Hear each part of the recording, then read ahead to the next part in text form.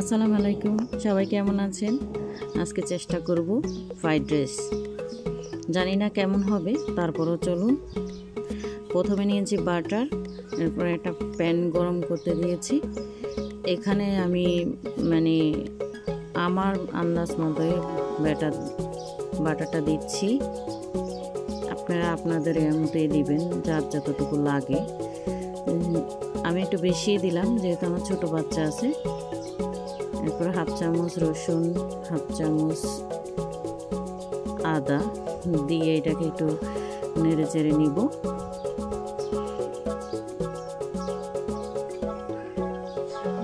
আমার ভিডিওগুলা কিন্তু আমি নিজে একা হাতেই করি। আমার ছোট একটা বাচ্চা আছে, অনেক সময় অনেক কিছু হয়তো ভুল হতে পারে, ক্ষমার দৃষ্টিতে নেবেন। একটু পেঁয়াজ দিলাম, আমি আমার মতো করেই করে নিচ্ছি। দেখি, ট্রাই করে দেখি কেমন হয়। আমি কিন্তু আদা রসুন এগুলো হাত দিয়ে দিতে পছন্দ করি।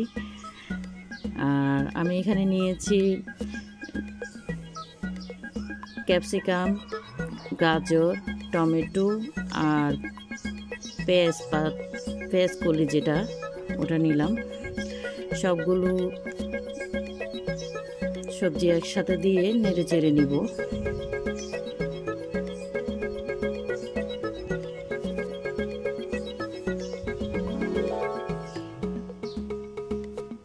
নেড়ে চেড়ে নিব।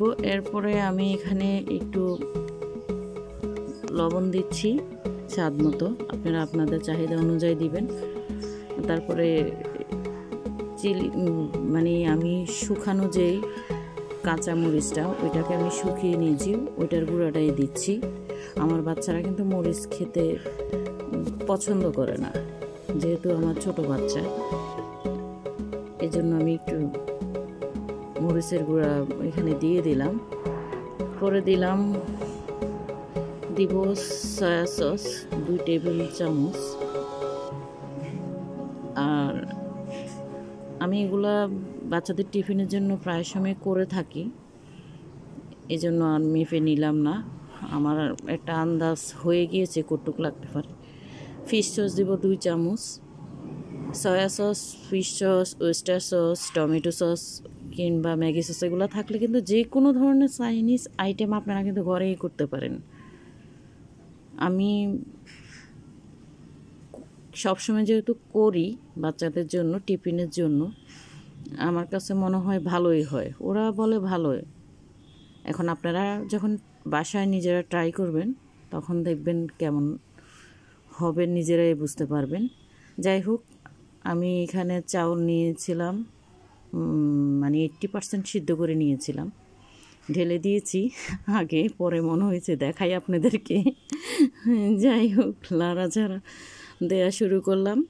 আর দিয়ে দিচ্ছি টমেটো কেচাপ, এটাও আমি আমার আন্দাজ মতোই দিচ্ছি।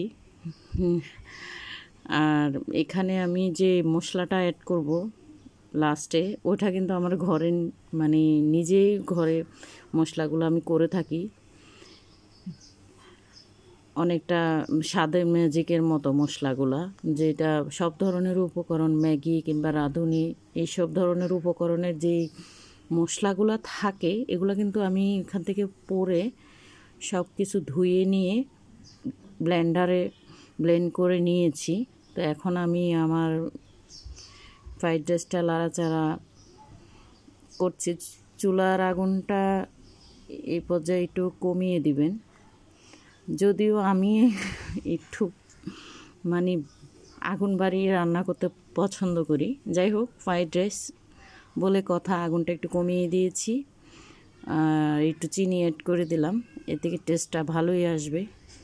আপনারা করলেই বুঝবেন। এই সেই ম্যাজিক মশলা আমার, যেটা আমি একটু লাস্টে অ্যাড করব। এটার স্মেলটা আগে যদি অ্যাড করি স্মেলটা চলে যাবে, এই জন্য আমি লাস্টে অ্যাড করে দিচ্ছি। যাই হোক, আমার এটা লাড়াচাড়া শুরু করলাম। এরপরে দিলাম হচ্ছে ডিম, ফেটানো 2টা ডিমকে আমি আগে একটু ভেজে নিয়েছিলাম। ডিমটা অ্যাড করেছি। অ্যাড করার পরে নেড়ে চেড়ে নিব আবার কতক্ষণের জন্য। এত সময় তো আর দেখানো যায় না আপনাদেরকে, কারণ এখনকার মানুষ অনেক বিজি, কেউই কারোর জন্য সময় হয় না। তো যাই হোক, আমার ফ্রাইড রাইস রেডি, অনেক কালারফুল হয়েছে। আপনারা বাসায় ট্রাই করবেন। Thank you.